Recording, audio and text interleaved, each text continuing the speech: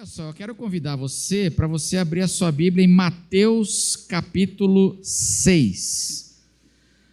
Nós já falamos um pouco hoje de manhã em Mateus 6, e nós vamos continuar falando aqui em Mateus capítulo 6. Do verso 25 ao 34.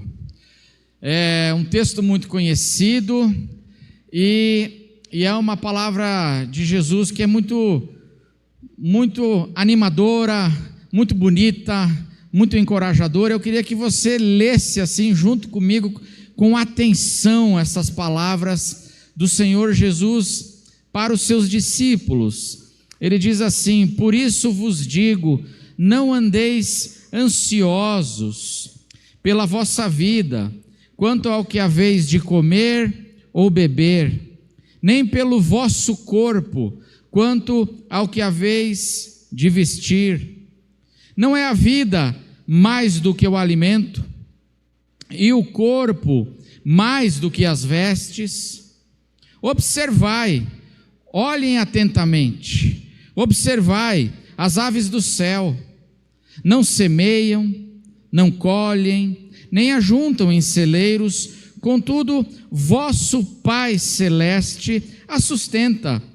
Porventura, não valeis vós muito mais do que as aves? E qual de vós, por ansioso que esteja, por mais estressado que esteja, qual de vós, por ansioso que esteja, pode acrescentar um côvado, um passo ao curso da sua vida? E por que andais ansiosos quanto ao vestuário? Considerai como crescem os lírios do campo. Eles não trabalham, nem fiam. Eu, contudo, vos afirmo que nem Salomão, em toda a sua glória, se vestiu como qualquer deles. Ora, se Deus veste assim a erva do campo, que hoje existe e amanhã é lançada no forno, quanto mais a vós outros, homens de pequena fé. Portanto, por causa disso, por causa do valor que vocês têm para o Pai, portanto, não vos inquieteis dizendo: que comeremos, que beberemos, ou com que nos vestiremos? Porque os gentios é que procuram todas essas coisas, pois vosso Pai Celeste sabe que necessitais de todas elas. Buscai, portanto, em primeiro lugar, o seu reino e a sua justiça, e todas estas coisas, que muitas vezes nos inquietam, elas vos serão acrescentadas. Portanto, não vos inquieteis com o dia de amanhã, pois o amanhã trará os seus cuidados, basta ao dia o seu próprio mal. Amém, irmãos? Esta é a palavra do Evangelho que nós lemos aqui em Mateus, e no Evangelho de Mateus, essas palavras de Jesus a respeito da ansiedade que às vezes tomaria conta, há o risco dela tomar conta do nosso coração, é onde está mais desenvolvida essa palavra, é aqui no Evangelho de Mateus. Olha só, queridos irmãos, o Evangelho de Mateus, ele foi escrito para consolar e encorajar a igreja. É muito curioso que os 4 evangelhos e o Evangelho de Mateus, ele foi escrito para a igreja. Não é curioso? Ele foi escrito para evangelizar a igreja. É curioso, né, que o endereço do Evangelho são os cristãos. Quando Mateus escreveu, ele escreveu para encorajar e animar com as palavras de Jesus que ele ouviu, porque ele foi um apóstolo de Jesus. Ele escreveu para animar a igreja, porque a gente sempre acha que é o mundo que precisa ser evangelizado. Não é verdade, irmãos? Temos que evangelizar o mundo. Mas aqui, Mateus está evangelizando a igreja. Porque o que é evangelizar? O que significa a palavra evangelho? E aí, irmãos, o que significa a palavra evangelho? Evangelho significa boas novas, boas notícias. E aí, Mateus, quando ele escreve para lembrar a igreja, evangelizar a igreja sobre as boas notícias a respeito de Jesus. Por quê? Porque quando ele escreveu o seu evangelho, a igreja estava vivendo dentro de um contexto de muitas notícias ruins. Era um tempo de muitas más notícias para os cristãos, porque os teólogos concordam, e com quase toda certeza, que Mateus escreveu o seu evangelho no tempo do imperador Nero, no final da década de 50, transição para a década de 60 do primeiro século. Quem era o imperador? Quem era o governante na época do mundo, do Império Romano? Era Nero.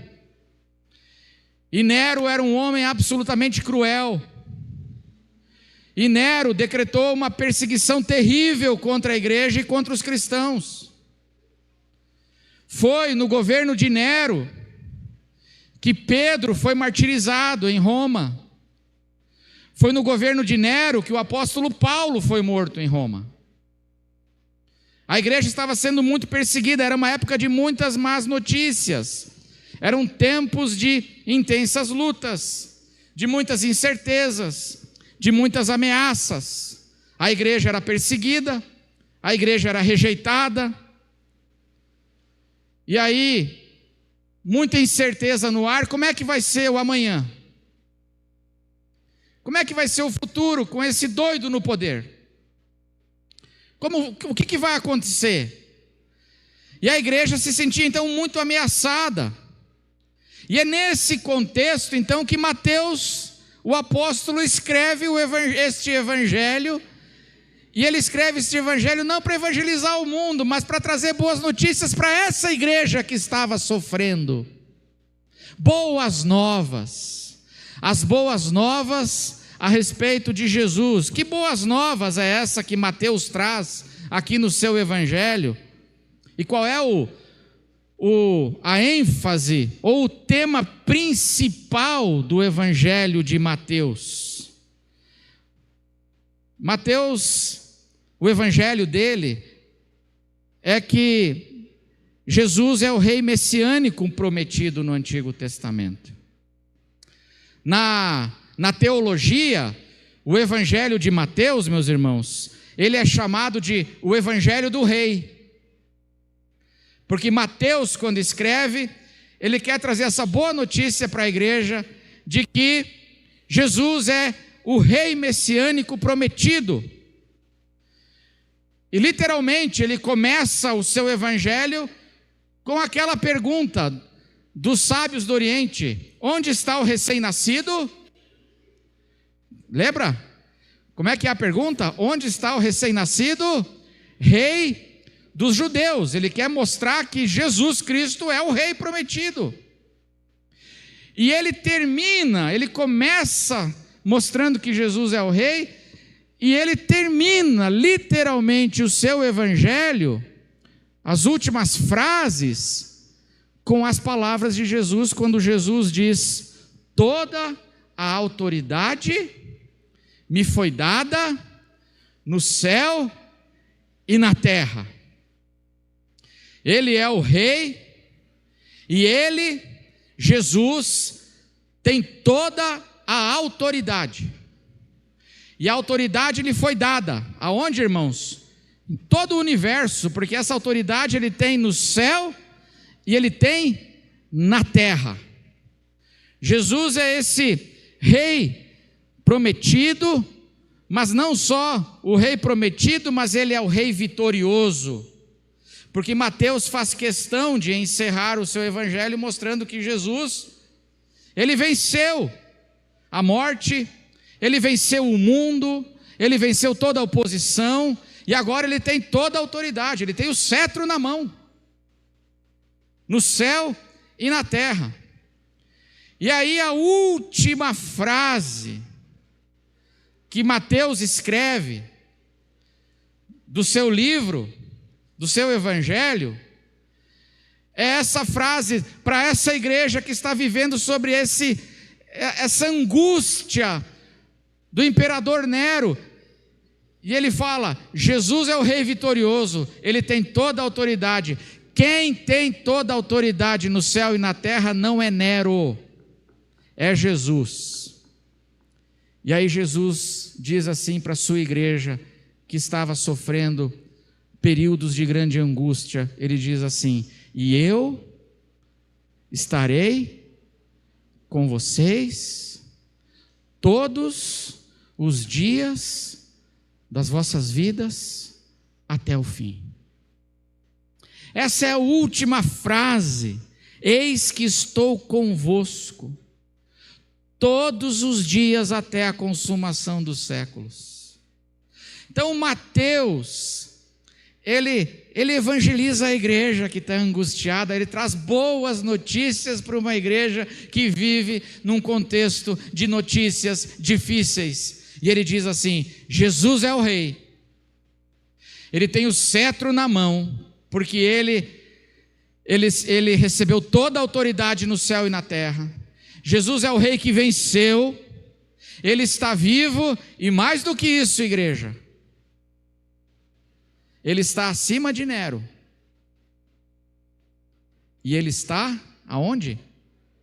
No meio de nós, vivo, governando, poderoso. Eu estou com vocês, e eis que estou convosco todos os dias, até no feriadão de carnaval. Ó, que coisa boa. Até a consumação do século, até o fim, eu estou com vocês. Essa é a intenção de Mateus quando ele escreve para trazer para lembrar a igreja dessa boa notícia. Ele traz uma boa nova para a igreja. E nós, meus irmãos, precisamos carregar essa boa nova e nos lembrarmos constantemente deste evangelho para nós. Porque a gente muitas vezes acha que é o mundo que precisa ser evangelizado, e o mundo realmente precisa ouvir as boas novas, mas eu e você também precisamos ouvir as boas novas. E as boas novas é que Jesus é o rei, ele venceu, e ele está conosco. E aí Mateus ele encoraja o povo, a igreja, nesse contexto.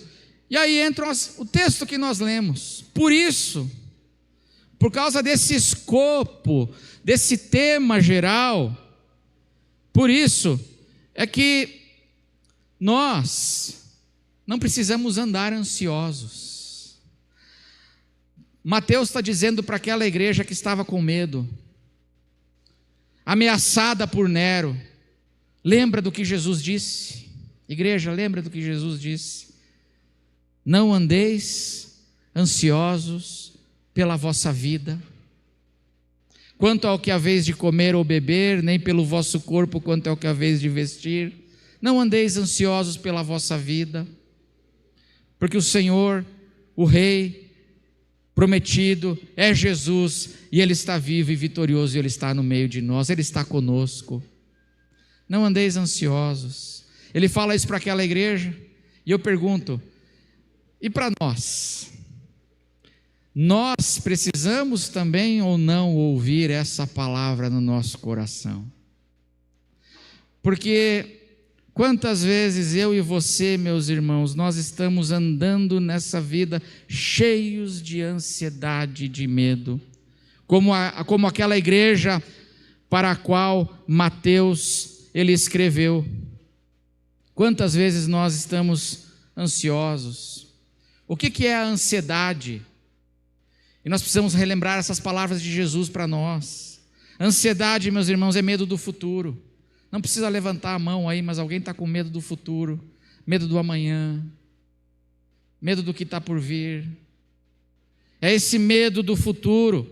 Se não, veja no texto que nós lemos, o verso 31, nas palavras de Jesus. O verso 31 diz assim: portanto, Jesus fala, não vos inquieteis, dizendo, que comeremos, que beberemos, ou com que nos vestiremos? A ansiedade é essa inquietação em relação ao amanhã e aos possíveis problemas do amanhã. Porque Jesus aqui faz 3 perguntas, e as 3 perguntas estão em que tempo? No futuro. Não se inquietem, dizendo, remoendo, como será o amanhã? O que nós vestiremos? Veja que é tudo no futuro. A ansiedade é essa inquietação que muitas vezes toma conta da gente, inquietação em relação ao amanhã, os nossos medos em relação ao amanhã. E a igreja, nos tempos de Nero, tinha muitas razões para andar muito insegura. E aí Mateus vem dizendo, lembra das palavras do Senhor Jesus. Jesus não diz aqui que ele não diz no verso 25, não sintam ansiedade, porque isso seria impossível. Porque nós sentimos, muitas vezes, o medo, ele toma conta do nosso coração. Jesus diz aqui, não andeis ansiosos, é diferente. Nós vamos sentir a ansiedade, nós vamos sentir o medo, vamos sentir uma insegurança, muitas vezes, mas a gente não precisa andar assim, andar com aquilo que Jesus chama de inquietação, a angústia, esse pavor, dentro do nosso coração, tomando conta da nossa vida, e influenciando nossas decisões. Não andeis ansiosos. A igreja na época de Nero recebe essa palavra. A igreja em 2024 precisa continuar recebendo e ouvindo essa palavra do Evangelho. A boa notícia que trata os medos do nosso coração.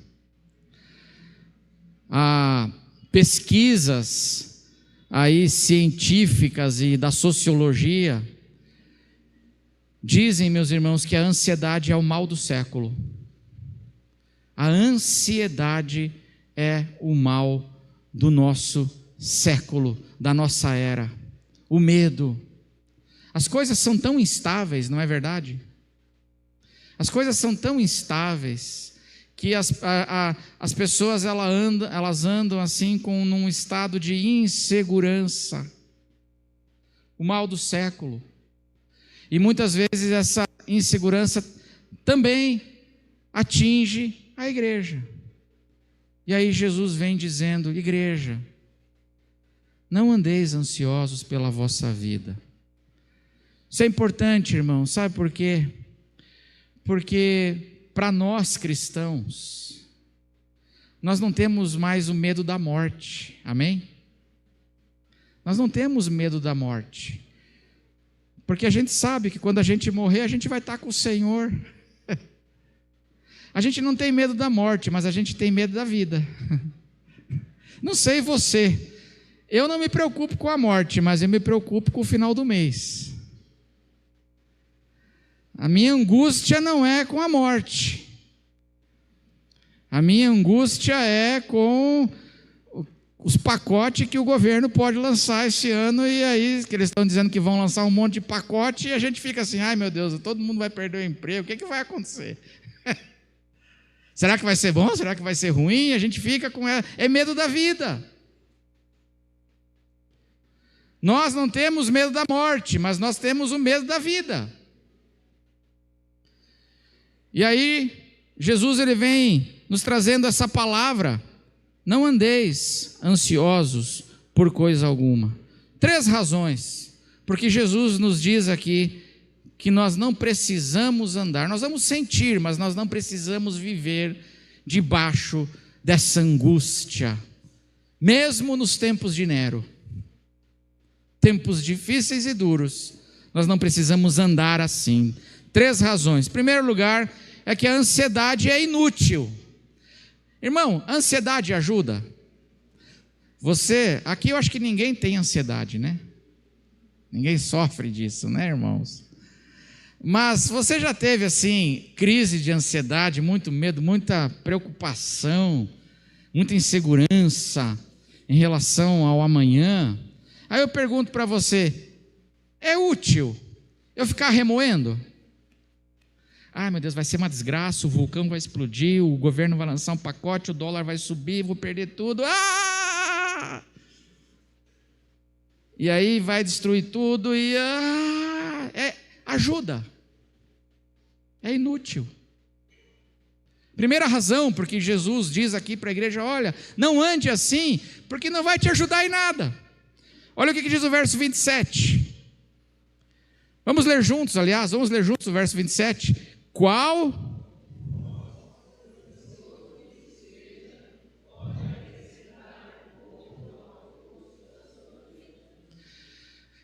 Irmão, quem aqui, por mais ansioso que esteja, pode acrescentar um passo ao curso da sua vida? A nossa vida, ela já está determinada pela vontade de Deus. Não pode nem acrescentar nem tirar. Aliás, eu tenho uma dúvida teológica, será que tirar pode? Acrescentar não pode, né? Mas às vezes eu fico conversando assim com alguns amigos pastores e a gente já teve conversa do tipo, a ansiedade não acrescenta, mas a ansiedade tira? Diminui? E não sei, aí eu já não sei, mas não acrescenta nada. O que Jesus está dizendo aqui, quem, por mais ansioso, estressado que você esteja, o que isso pode acrescentar? Nenhum passo, nenhum côvado ao curso da sua vida. Ansiedade é inútil. A segunda razão porque Jesus diz que a ansiedade, andar ansioso, não precisamos andar assim, é porque a ansiedade, além de inútil, ela é prejudicial. Ela é inútil, ela não acrescenta, mas ela, além disso, ela pode prejudicar muito a nossa vida. Olha o que diz o verso 34. Verso 34. Portanto, não vos inquieteis com o dia de amanhã, pois o amanhã trará os seus cuidados. Basta ao dia o seu próprio mal. Basta, não vos inquieteis, basta a cada dia o seu próprio mal. O que Jesus está querendo dizer aqui? Cuidado, porque às vezes a ansiedade, você acaba acrescentando males desnecessários para a tua vida. Basta ao dia o seu mal. Já tem dificuldades normais, mas a pessoa ansiosa, ela corre esse risco de acrescentar mais mal para a vida, para as lutas com as quais ela já tem que lidar. Porque quando nós estamos ansiosos, irmãos, a gente pensa direito, a gente raciocina direito quando a gente está ansioso, não pensa direito.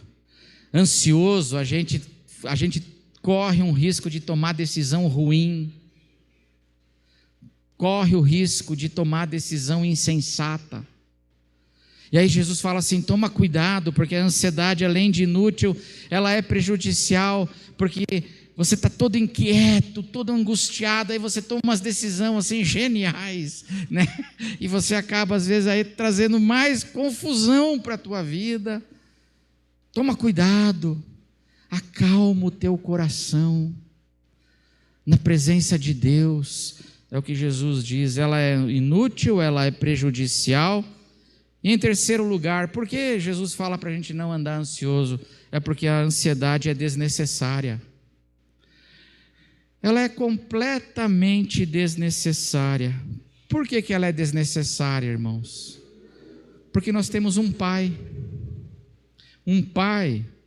que vai à nossa frente.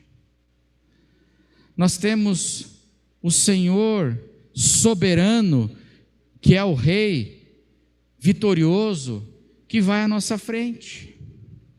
Nós temos um Pai que cuida, nós temos um Rei vitorioso que vai à nossa frente, porque Ele vai estar conosco até o fim dos tempos. Então ela é desnecessária. Olha o que diz Jesus no verso 26. Observai as aves do céu, não semeiam, não colhem, nem ajuntam em celeiros, contudo, vosso Pai Celeste a sustenta. Porventura não valeis vós muito mais do que as aves? Nós temos um Pai Celeste nos céus, que nos ama imensamente. É o que Jesus está dizendo aqui, por isso, ela é desnecessária, essa ansiedade. 2 vezes nesse texto, Jesus nos lembra que nós temos o nosso Pai, no verso 26 e no verso 32. Olha o que ele diz aí. Porque os gentios é que procuram todas estas coisas, pois vosso Pai Celeste sabe que necessitais de todas elas. 2 vezes Jesus fala, vocês são filhos de Deus. Vocês têm, se Ele cuida das aves, Ele cuida da erva, que não tem praticamente valor, hoje existe, amanhã vai para o forno. Essa erva, se Ele cuida, será que vocês não valem muito mais do que isso? E Ele diz que sim. E esse Pai sabe do que nós precisamos, Ele conhece as nossas necessidades. Nós não estamos órfãos, e por isso Jesus, Ele dá essas 3 razões aqui, dizendo, olha irmãos, não andem assim, vocês não precisam andar assim, porque a ansiedade ela é inútil, a ansiedade ela é prejudicial, mas o mais importante de tudo, a ansiedade é desnecessária. E aí Jesus nos dá 3 conselhos aqui, para nós irmos tratando, para a gente não andar assim, nós vamos sentir, mas nós não precisamos andar. 3 conselhos de Jesus. Em primeiro lugar, busque em primeiro lugar o reino de Deus e a sua justiça, e todas estas coisas vos serão acrescentadas. Amém, irmãos? Se nós temos um Pai, se nós não precisamos andar assim, podemos confiar. Então tira o foco da ansiedade e enche o teu coração com a realidade do reino de Deus. Busque em primeiro lugar o seu reino, o reino de Deus e a sua justiça. Reino de Deus é essa realidade desse cuidado de Deus, que Jesus vem falando aqui. Esse cuidado de Deus, Ele não cuida do pardal, Ele não veste a flor, a erva, Ele veste. É esse cuidado de Deus pela sua criação, esse reino, esse governo. Cresça nisso, encha o teu coração com essa realidade, que toda a autoridade foi dada para Ele, que Ele está conosco até todos os dias, até a consumação dos séculos. Esse rei, esse reino, enche o teu coração. E aí Jesus diz uma coisa aqui, busque em primeiro lugar o seu reino e a sua justiça, e Ele faz uma promessa, e todas estas coisas vos serão acrescentadas. Por quê? Porque nós somos filhos de Deus, Ele é o nosso Pai, Ele sabe do que a gente precisa. Igreja que está vivendo debaixo de Nero, lembre-se disso. Igreja em 2024, ouça essa boa nova, encha teu coração. E tem um detalhe aqui desse texto que eu acho sobre esse reino, esse cuidado de Deus, que Jesus diz que esse cuidado, irmãos, é maravilhoso. E Jesus fala uma coisa aqui que é tão maravilhosa, que é muito difícil da gente acreditar. É muito difícil a gente acreditar. Olha o que ele diz no verso 29. Verso 29. Eu, contudo, vos afirmo. Sublinhe isso. Aqui é o Filho de Deus, a segunda pessoa da Trindade, o Rei vitorioso e soberano, que recebeu toda a autoridade no céu e na terra, aquele que pré-existia antes da fundação do mundo, que foi imolado antes da fundação do mundo, que é eterno, de eternidade a eternidade, o Deus de Gênesis 1, foi Ele que disse: haja luz e houve luz. É esse Deus, Criador de tudo, soberano, imenso, inescrutável. Ele está dizendo assim: eu vos afirmo. Igreja, Jesus Cristo faz uma contundente afirmação. Qual é a afirmação dele sobre o cuidado do Pai dele sobre os seus filhos? Qual é a afirmação? Eu, contudo, vos afirmo que nem Salomão, em toda a sua glória, se vestiu como qualquer desses lírios que o meu Pai veste. O que Jesus está dizendo aqui, irmãos? Que esse cuidado de Deus, ele é maravilhoso. Que Deus não apenas cuida, mas Ele cuida muito bem. E que nem Salomão, e Jesus usa Salomão de modo proposital aqui. Quem foi Salomão, irmãos? Quem foi Salomão? Foi o homem mais rico da Bíblia. Não sei se superou Jó, né, Nelson? Eu não sei, mas está ali, mas assim, é um dos homens mais ricos de toda a Bíblia. Salomão no auge da sua glória, Salomão no auge da sua riqueza, Jesus está falando aqui, toda a riqueza, toda a glória de Salomão não pode cuidar melhor de mim do que Deus cuida. Mega cena de virada de ano, quem gostaria? Não precisa levantar a mão. Quanto foi esse ano? Foi sorteado aí, 500 e poucos milhões, não foi? Você ia virar um rei Salomão se você ganhasse.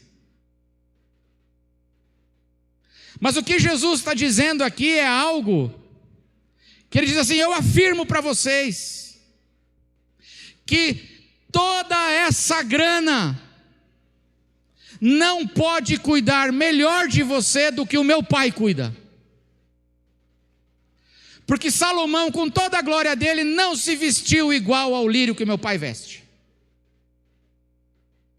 Entre a roupa do Salomão e o lírio do campo, Jesus fala assim: eu fico com o lírio, porque é muito melhor. Então, Jesus está dizendo aqui assim: nós temos assim essa herança maravilhosa. E esse cuidado de Deus assim, meus irmãos, que é muito melhor do que toda a riqueza do mundo, está sobre nós, igreja. Por isso, busque em primeiro lugar o reino, cresça no entendimento desse reino, na confiança desse reino, é o que Jesus diz. Segundo conselho que Jesus dá: creia que o amanhã trará os seus cuidados. Verso 34. Portanto, não vos inquieteis com o dia de amanhã, pois o amanhã trará os seus...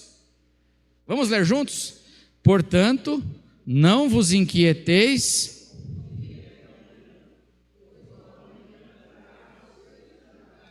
Amanhã trará os seus cuidados. Não se inquiete. Não ande assim. Essa expressão tem dois sentidos. É traduzida de duas maneiras na Bíblia.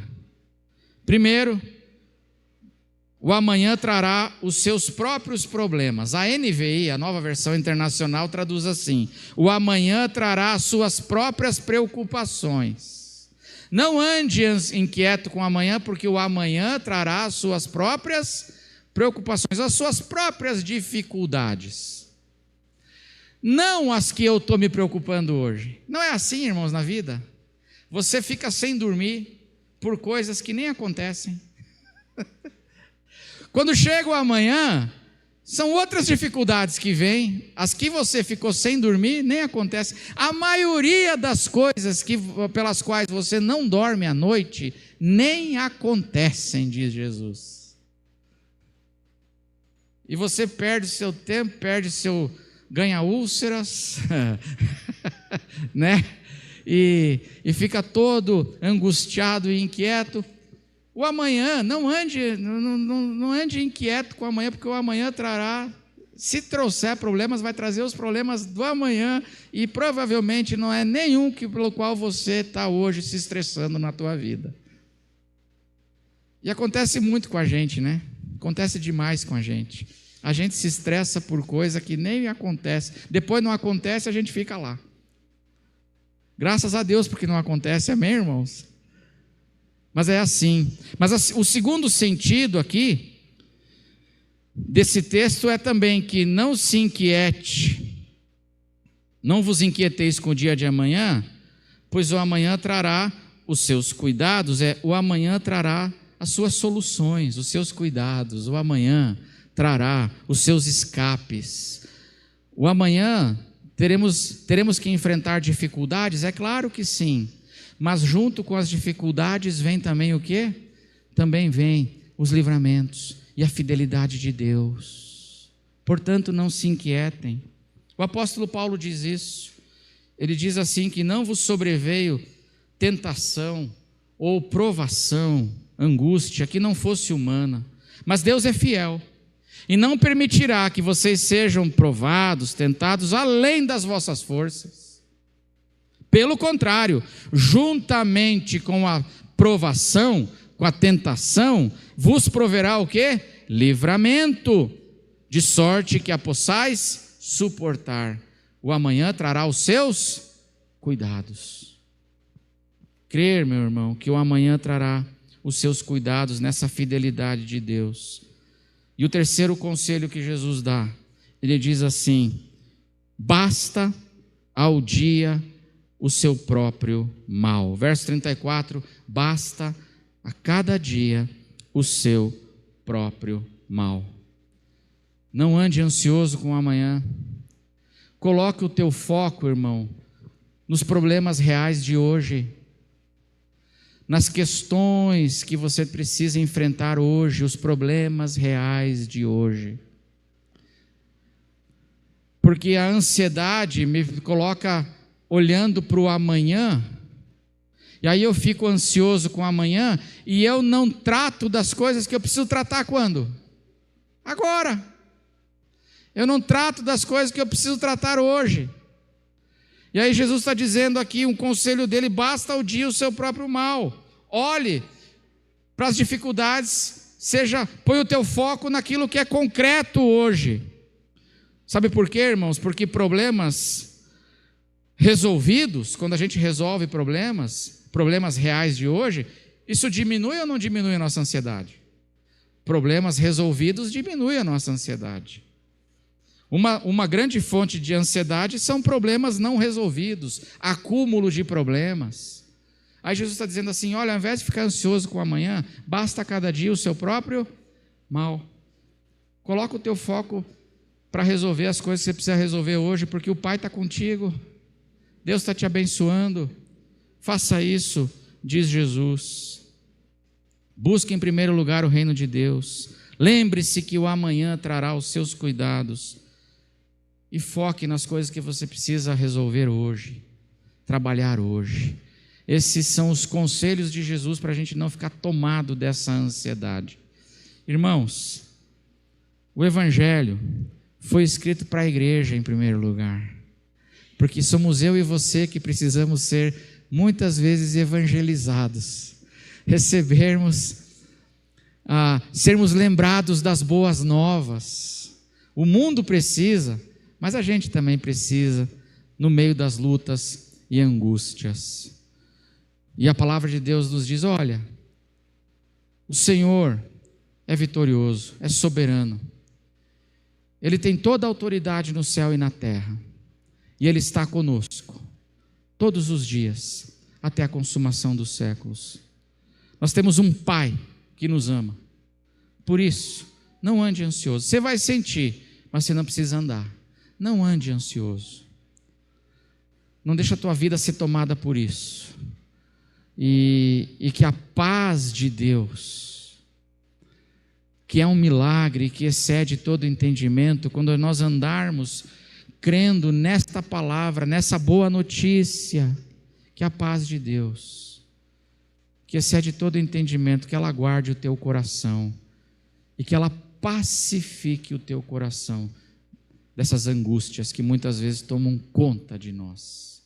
Amém, irmãos?